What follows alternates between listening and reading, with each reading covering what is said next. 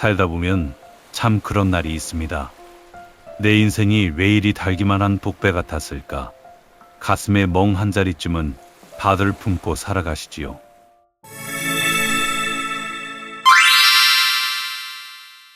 내가 주저앉으면 등 뒤에 가족들이 다 흔들린다는 그 무서운 책임감 하나로 평생을 버텨오지 않으셨습니까?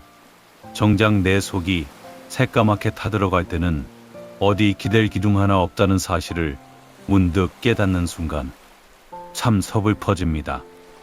그래서 오늘은 1956년생, 병신년생 분들의 이야기와 앞으로 찾아올 편안한 노년의 흐름을 조용히 짚어보려 합니다. 주변 사람들은 원숭이띠라고 하면 그저 재주 많고 영리해서 걱정 없다며 쉽게 말하곤 하지요. 참속 모르는 소리입니다. 평생 내 실속보다는 남의 짐을 먼저 짊어지느라 정작 자신은 늘 뒷전으로 밀어왔던 분들이 바로 이분들이기 때문입니다. 명리학에서는 이를 아주 흥미로운 모습으로 비유하곤 합니다. 1956년 병신이라는 글자는 한여름 대낮에 뜨거운 태양 아래 홀로 서 있는 거대한 바위산과 같습니다. 겉보기엔 화려하고 단단해 보이지만 속으로는 그 뜨거운 불길이 바위를 끊임없이 달구고 있는 형국이지요.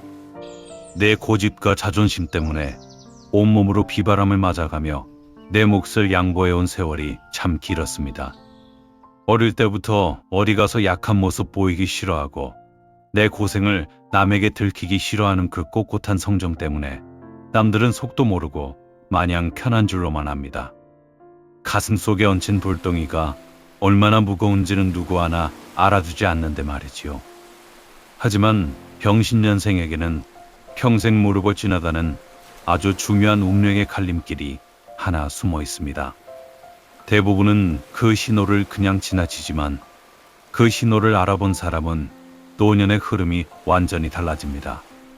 그 첫 번째 변화는 의외로 재물에서 시작됩니다.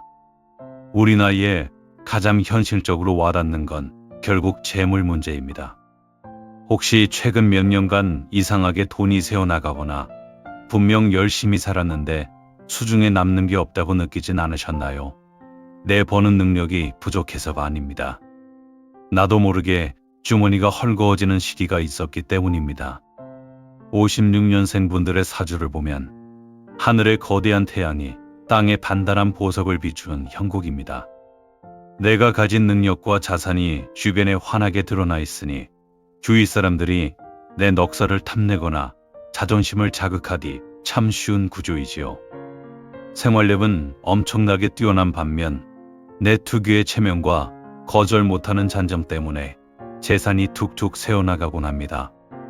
남들이 모임에서 주춤거릴 때 나도 모르게 지갑을 먼저 꺼내고 계산대로 달려갔던 날들이 얼마나 많으셨습니까?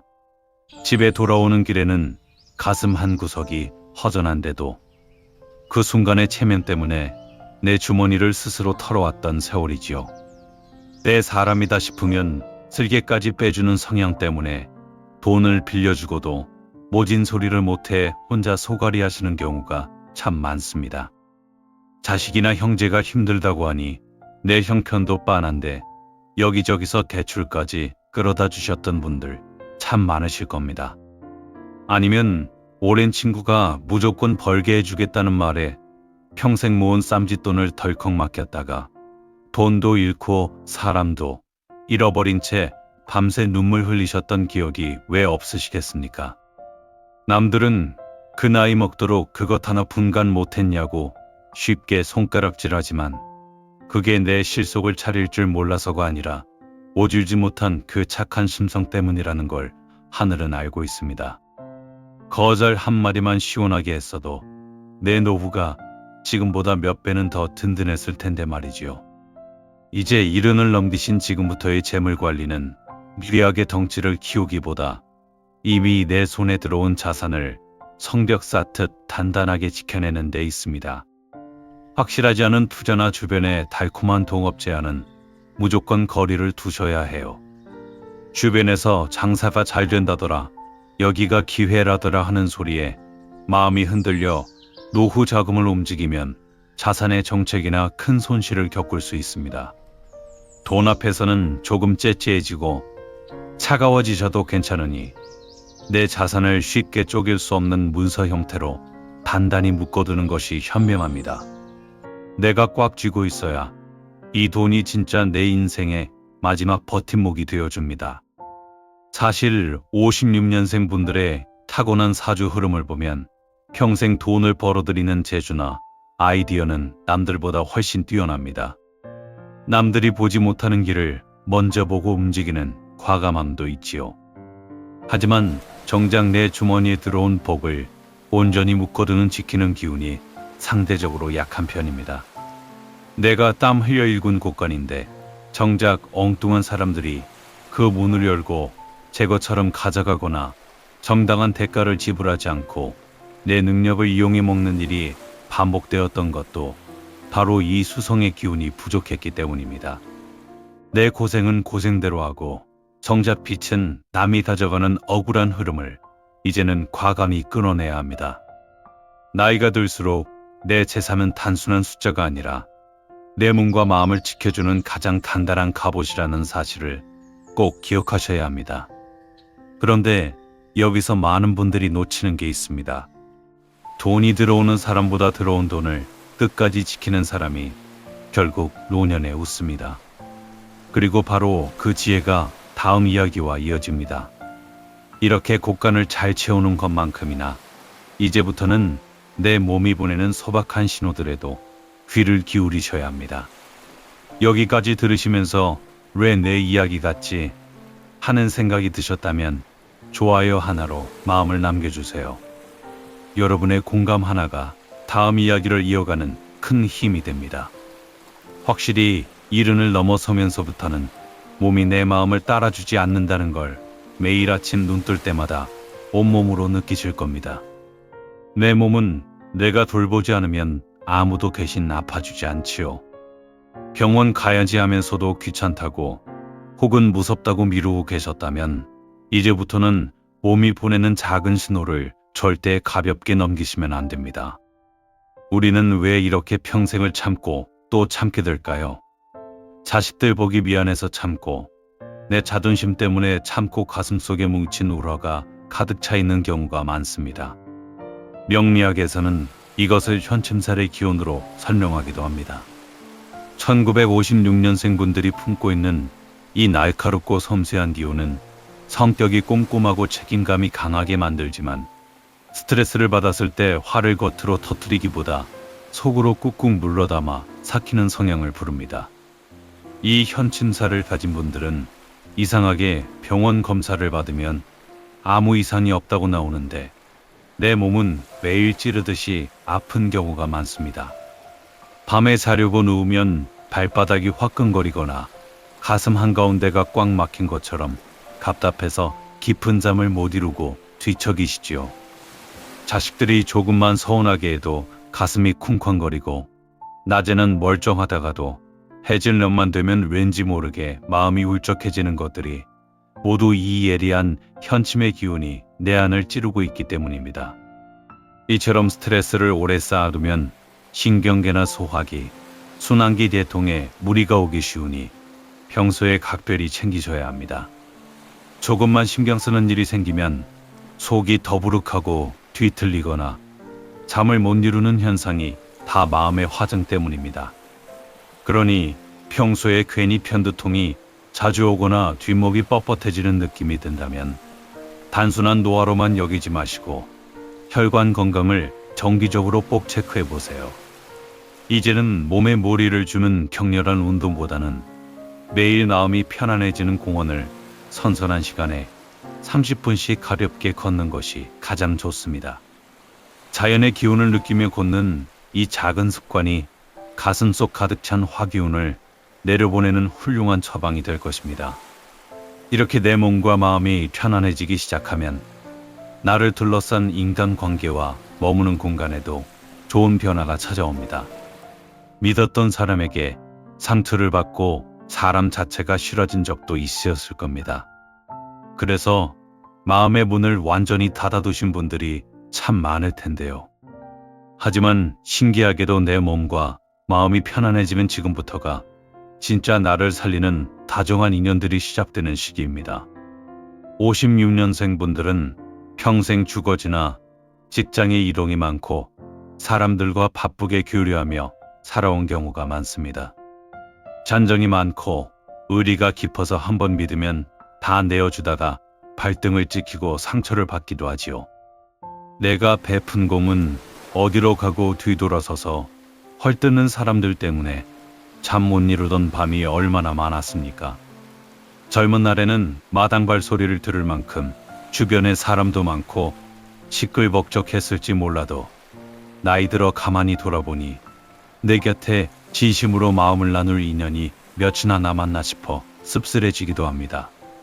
내가 잘 나갈 때만 고개를 숙이던 인간들이 정작 내가 외롭고 힘들 때는 언제 그랬냐는 듯 멀어지는 모습을 보며 인간 혐오가 찾아오기도 하셨을 겁니다.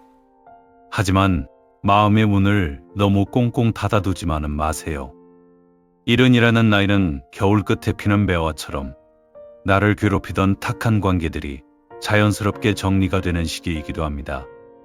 내 거친 고집을 부드럽게 감싸주고 나라는 사람을 진심으로 존중해주는 인연들이 내 주변을 채우게 될 것입니다. 사람의 기운이 편안해지면 신기하게도 집안의 기운도 함께 달라집니다. 다만 집안 분위기가 어수선하면 마음도 함께 흔들리기 쉽습니다. 그 변화의 시작은 아주 간단합니다. 오늘 당장 집에 가시면 주방의 칼이나 가위부터 살펴보세요. 날카로운 물건들이 아무렇게나 노출되어 있으면 집안의 예리한 기운이 자극받아 재물운이 정체되거나 가족 간의 말다툼이 생기기 쉽습니다. 날카로운 물건은 반드시 서랍 속에 잘 수납하시고 거실 창가 주변도 바람과 햇볕이 잘 통하도록 시원하게 트여놓으셔야 가슴속 응어리도 함께 풀립니다. 그리고 한 가지 더, 현관문을 열었을 때 바로 보이는 곳에 낡은 우산이나 신지 않는 구두가 어지럽게 널려 있다면 오늘 당장 신발장 안으로 숨기셔야 합니다. 현관은 복이 들어오는 유일한 통로인데 입구부터 먼지가 쌓이고 탁한 물건들이 가로막고 있으면 좋은 운이 집안으로 번지지 못하고 문 앞에서 흩어지게 됩니다. 거실에 둔 시계 중에 혹시 약이 멈춰서 서 있는 시계가 있다면 그것도 바로 치우시거나 건전지를 갈아 끼우세요. 멈춰 있는 물건은 내 운세의 흐름도 멈추게 만듭니다. 마지막으로 집안 동쪽이나 남쪽에 작은 초록색 화분 하나를 두는 것도 지친 기운을 순화시키는데 참 좋은 지혜입니다. 바라보고 있으면 참 마음이 애틋해지는 우리 1956년생 어머님, 아버님들. 지금까지 걸어오신 인생길이 거친 파도를 헤치던 고단한 항해였다면 앞으로 펼쳐질 시간은 잔잔하고 평화로운 호숫가와 같을 것입니다. 더 이상 지나간 세월에 매여 아쉬워하거나 자식들의 앞날을 내 몸 갉아먹어가며 걱정하지 마세요. 자식들은 다 저마다의 타고난 복과 그릇이 있는 법이고 부모가 뒤에서 전전긍긍한다고 해서 안 될 일이 잘 되거나 잘 될 일이 안 되지 않습니다. 부모로서 해줄 수 있는 가장 큰 축복은 내가 늙어가는 모습을 구차하지 않고 건강하고 당당하게 보여주는 것입니다. 내가 매일 웃고 편안해야 자식들도 마음짐을 덜고 제 길을 꿋꿋이 걸어갈 수 있습니다. 그러니 다가올 날들을 미리 사서 불안해하지 마시고 편안하게 하루하루를 맞이하셨으면 좋겠습니다. 이제는 가족만을 위해 살기보다 나 자신을 가장 먼저 돌보세요. 이제부터는 다른 누구도 아닌 바로 당신 자신을 위해 돈을 쓰고 당신의 행복을 위해 시간을 아끼지 마세요. 내가 먼저 편안하고 행복해야 내 가정의 앞날도 환하게 열리는 법입니다. 평생을 자식 뒷바라지 하느라 부모 형제 챙기느라 정작 나를 위해서는 10,000원짜리 옷 한 벌 마음. 편히 사입지 못하고 살아온 세월이지 않습니까? 이제 70이라는 인생의 황혼을 멋지게 맞이하셨으니 그 지독한 희생의 굴레에서 스스로 걸어 나오셔도 괜찮습니다. 오늘 전해드린 이야기가 위로를 얻는 시간이 되셨길 바라며 내일도 부디 아프지 마시고 매일매일 웃음 가득한 날들만 이어지시길 바랍니다. 지금까지 풍수와 운세의 조화였습니다. 감사합니다.